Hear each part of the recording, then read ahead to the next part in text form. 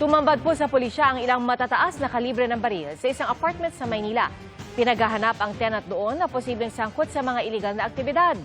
Nakatutok si Jomar Apresto. Pinasok ng mga pulis ang apartment na ito sa Santa Ana, Maynila sa bisa ng search warrant. Kasama ang mga taga-barangay at may-ari ng bahay. Kasunod ito ng nangyaring gulo noong January 14 kung saan mayroon umanong nakaaway ang lalaking nangungupahan sa apartment.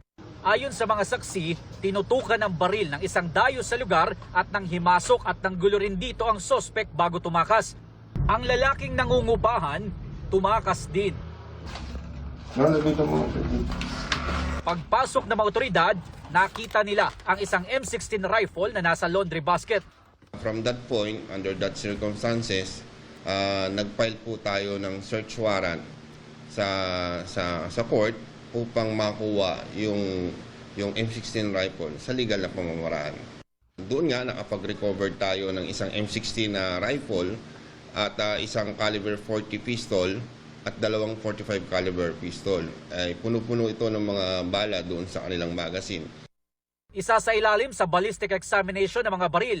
Para malaman natin kung yung mga baril na yon ay nagamit sa pagpatay o sa pamamaril at isasama natin doon sa pagpapail ng kaso.